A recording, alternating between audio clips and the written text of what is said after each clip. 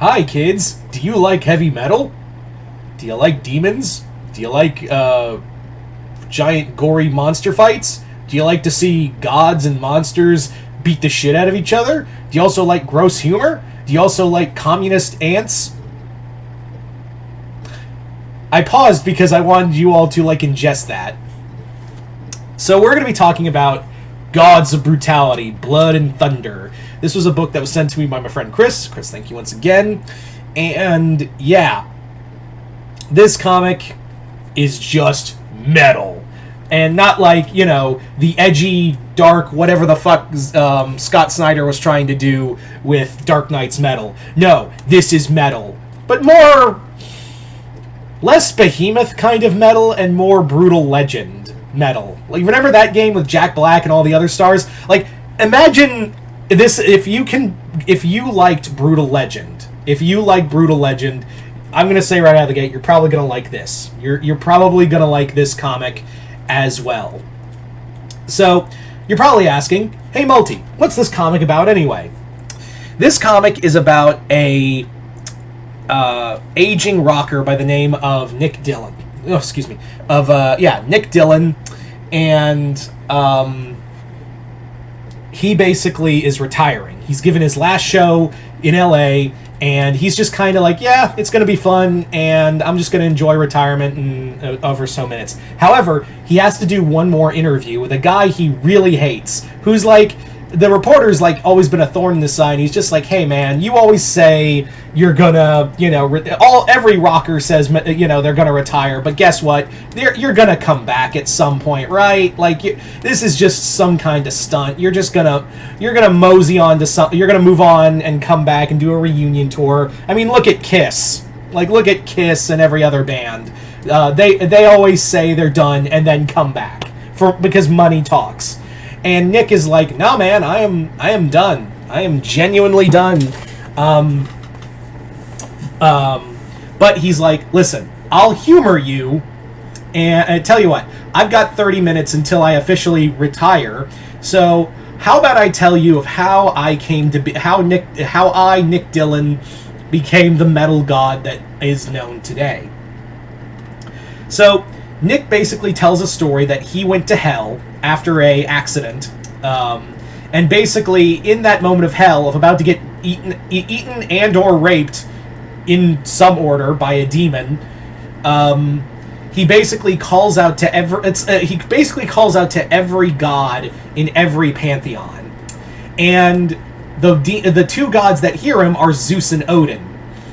So Zeus and Odin basically send their sons, Thor and Hercules, down to hell to go rescue Nick. The reason being, now you may be thinking, well, what was so great that it made Zeus and Odin demand that their sons go to hell to save this one rocker?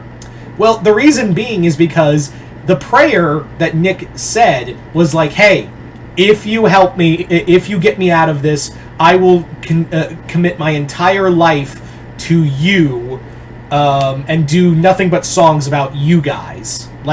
So God must have been I got Skillet. What do I need you for? I got Christian rock bands, whatever. I don't. And Zeus and Odin are hey, it's pretty cool. I mean, we already have Hammerfall and Amon Amarth and all that, but hey, what's another one for? Odin, Hercules, you're going to hell. And keep in mind, this isn't Marvel, Odin and Hercules. I keep trying to say Odin.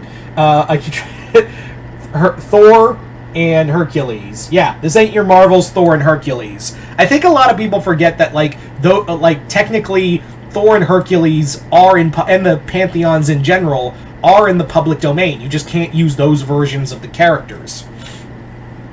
So Thor and Hercules go down to save Nick, and they do grab him. And just as they're about to leave, Odin and Zeus are sons, you guys are assholes. You're gonna learn some humility by protecting Nick and going through the rings of hell. And they're fuck, okay. And it proceeds to be one of the most metal books ever. This book does not take itself seriously. I think you can all imagine that by now. I think we've all kind of gathered that this is a comic that will not take itself seriously in any way, shape, or form, and really just depends more on cool action scenes. That's really what it is.